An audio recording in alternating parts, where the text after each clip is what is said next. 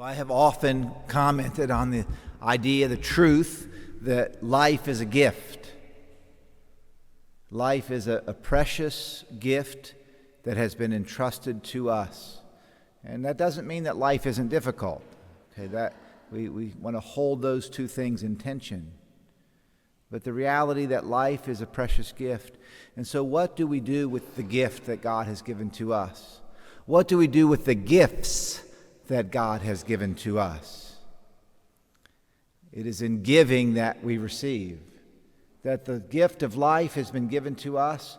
Our talents, our capacities, our wealth, our imagination, our humor. These things are gifts to us, given to us to share. And it really is true. It is more blessed to give than to receive.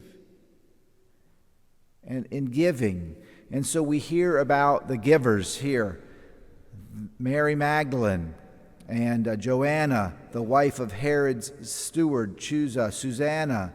And they provided for them out of their resources. And so they were givers.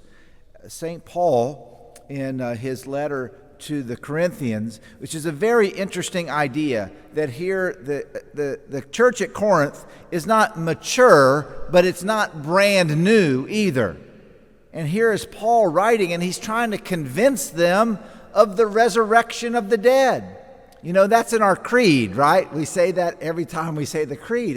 It is so kind of like inconceivable, it would seem to me, that you would be a Christian and not believe in the resurrection of the dead.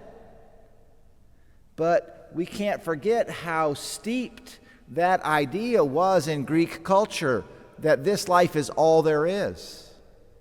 Eat, drink, and be merry, for tomorrow you die.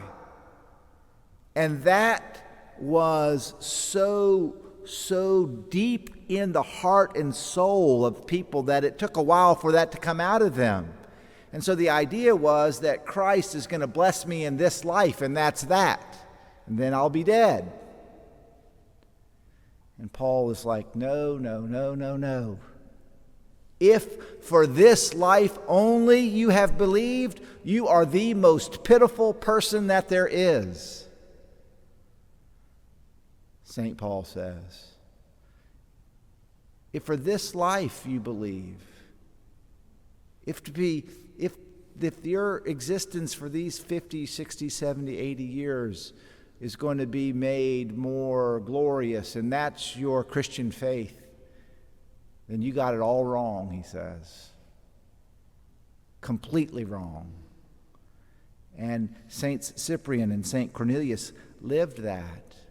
Saint Cyprian was a wealthy pagan in Carthage, and then he converted to Christianity, and then he was persecuted for his faith.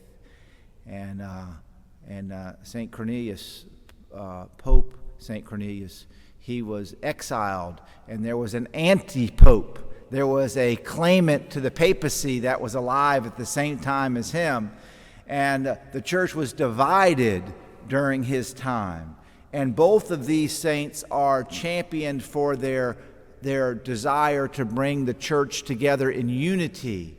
And what was it that was dividing the church? One of the issues that was dividing the church was how to treat heretics and the lapsi, people that denied the faith under persecution. Could they be brought back into the church? Could they be forgiven? So can they be forgiven or not?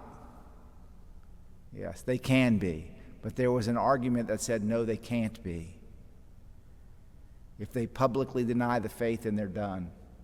They had their chance. But the mercy of God is what they were. And so today we remember that our faith is for this life, yes, but it's not for this life only. And that God has given us the gift of life so that we may make good use of it. And truly, in giving we receive of ourself, of our time, our talent. And Cyprian and Cornelius gave the ultimate gift of themselves.